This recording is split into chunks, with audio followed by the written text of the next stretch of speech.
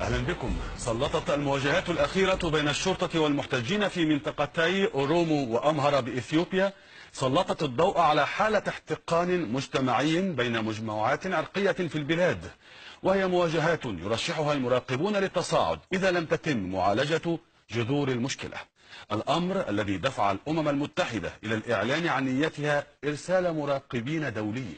والعلاقة بين الأعراق في إثيوبيا تمثل مشكلة مزمنة، زاد منها تقسيم الولايات على أساس عرقي في النظام الفيدرالي الإثيوبي القائم، فأصبح أبناء كل عرق أسرى الحدود الجغرافية للأقاليم، مع توزيع تصفه بعض الجماعات بغير العادل للثروة والسلطة.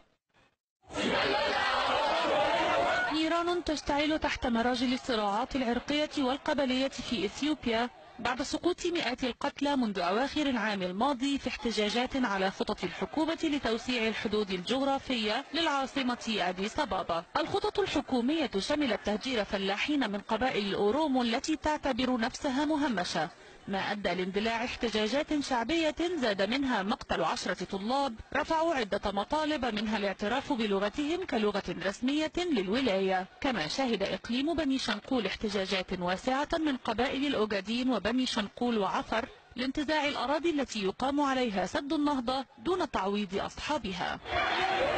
كل تلك التطورات أعادت إلى سطح الصراع العرقي بين قبيلتي الأورومو والأوغادين الأكثر فقرا من جهة والتيغاري والأمهرة الممسكتين بزمام السلطة من جهة أخرى.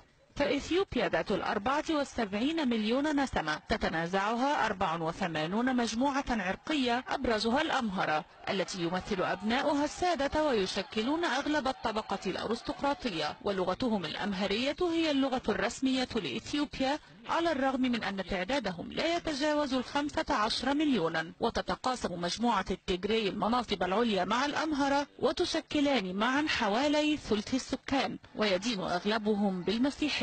أما الأورومو فهي الإثنية الأكبر في إثيوبيا، حيث يزيد عددها عن 30 مليون نسمة، أي ما يقارب نصف عدد السكان، ويحتفظون بلغتهم الخاصة ويقاطعون مدارس الحكومة ومحاكمها، ويعتنق معظمهم الإسلام، كما يعتبرون أنفسهم من نسل إرم ابن كوش ابن حام ابن نوح.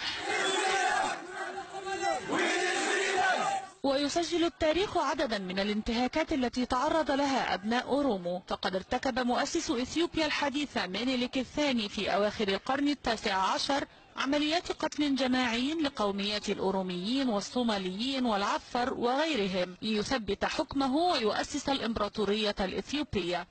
وكشف تقرير لمنظمة العفو الدولية عن أن السلطات الإثيوبية تمارس التعذيب بحق أبناء الأورومو، كما يتعرض أفرادهم إلى عمليات اعتقالات تعسفية واختفاء قسري وإعدامات خارج نطاق القضاء.